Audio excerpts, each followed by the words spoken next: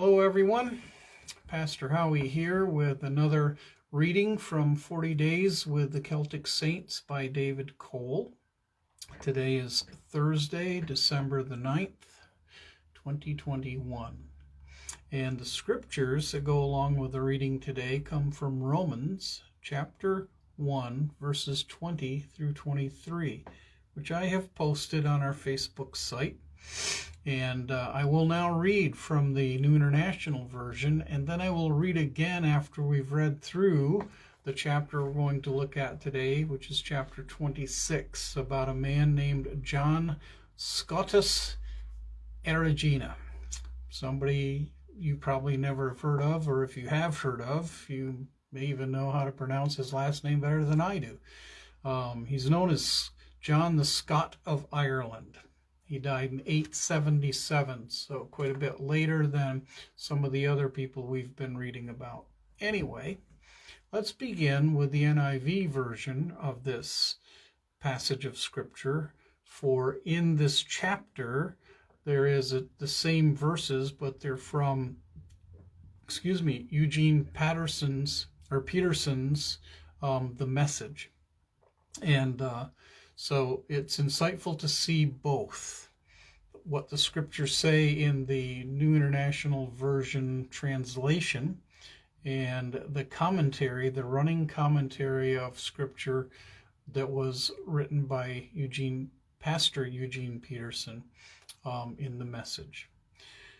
Here we go. For since the creation of the world, God's invisible qualities, his eternal power and divine nature, have been clearly seen, being understood from what has been made, so that people are without excuse. For although they knew God, they neither glorified him as God nor gave thanks to him, but their thinking became futile, and their foolish hearts were darkened.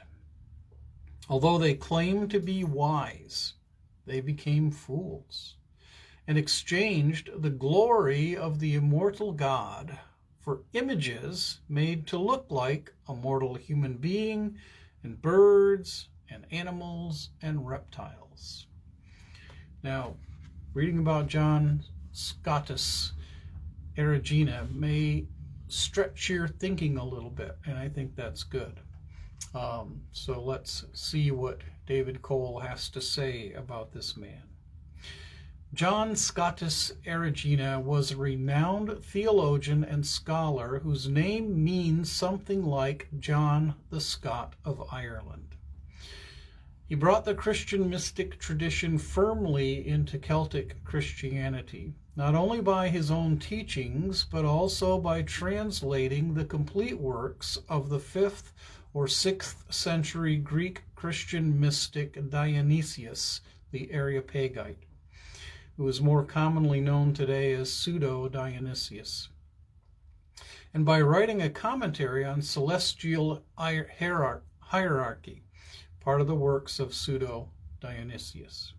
Eriugena was theologian in residence to the Holy Roman Emperor King Charles the Bald, who was the grandson of Charlemagne.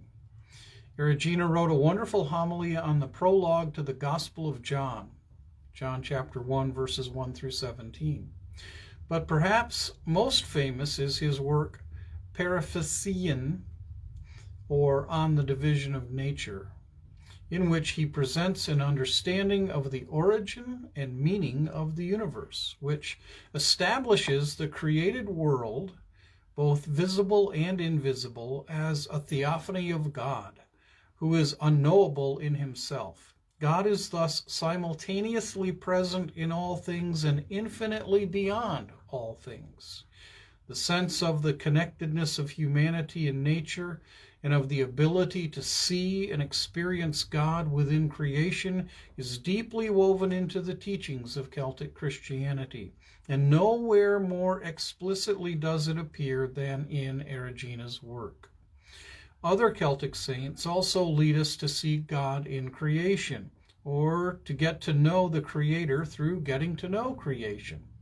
But Eriugena draws us into a more mystical understanding of encounter with God in and through the natural world. As the divine essence can be grasped by no intellectual creature, nature itself is a way in which we can encounter the unknowable or ineffable God. In Eriugena's homily on the prologue of John's Gospel, he states that we can learn to know the Maker from those things that are made in him and by him. According to Eriugena, then, through the creation, an understanding of God can be gained. Eriugena believed that God is eternally creating and that God's being and God's creating are one interwoven reality. God's being is in every part of what God has created, his fingerprints, in other words. When we hear then that God makes all things, we should simply understand that God is in all things. He alone by himself truly has being. Those things with being, the natural world, receive being by participation in him, who by himself alone truly has being. Romans chapter 1, verses 20 through 23, express what Eriugena is expanding upon. And another passage of Scripture in Colossians, I believe it is, that Christ made all things, and he is the one who holds all things together, is essentially saying the same thing. And so Cole makes this observation, which is important for us to get. A subtle but significant distinction needs to be made here between nature gods and God in nature. The pagans and Druids who populated Britain and Ireland both before the Roman empires arrived in Britain and in a resurgence after they left were pantheistic. That is, they believed that nature is identical with divinity. Celtic Christians, such as Eriugena, however, were panentheistic. That is, they believed that God is in every aspect of nature. In other words, he's not a God far away. He's a God who is immanent everywhere we are. And that is also a part of Psalm 139. Wherever we go, God is. John Scotus Eriugena was a highly intelligent person who dwelt in the mystery of knowing the unknowable God. He saw all of creation as one great expression of God's being and believed that God could encounter and see, or that people could encounter and see God within all creation.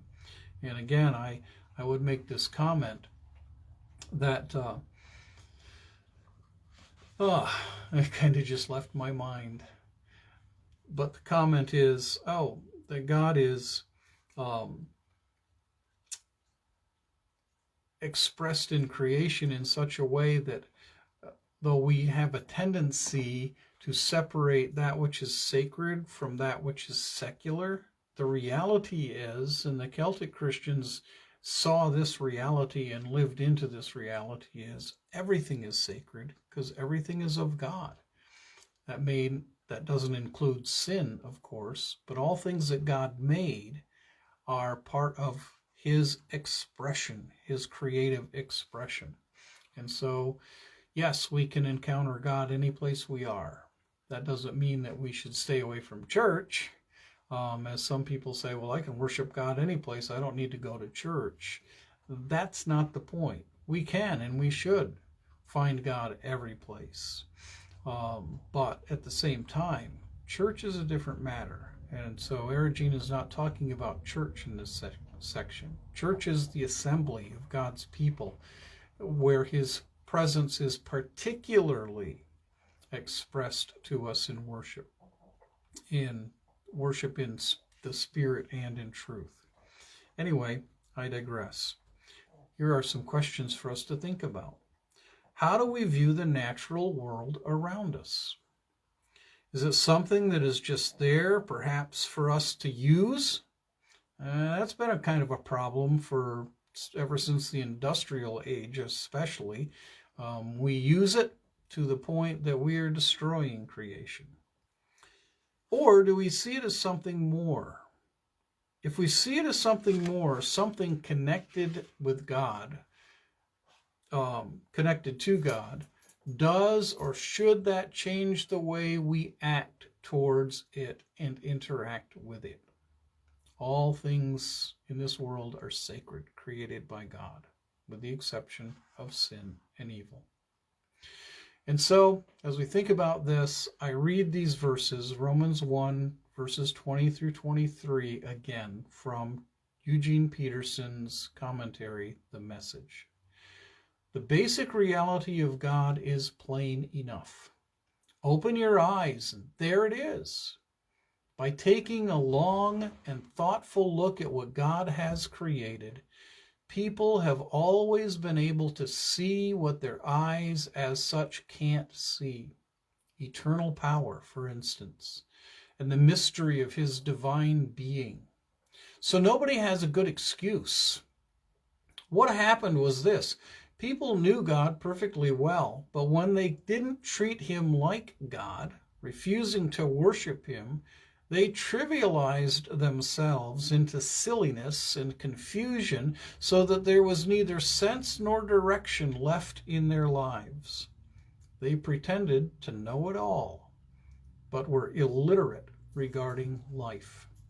They traded the glory of God, who holds the whole world in his hands, for cheap figurines you can buy at any roadside stand. Romans 1, 20 through 23, The Message. So I leave you with these three blessings.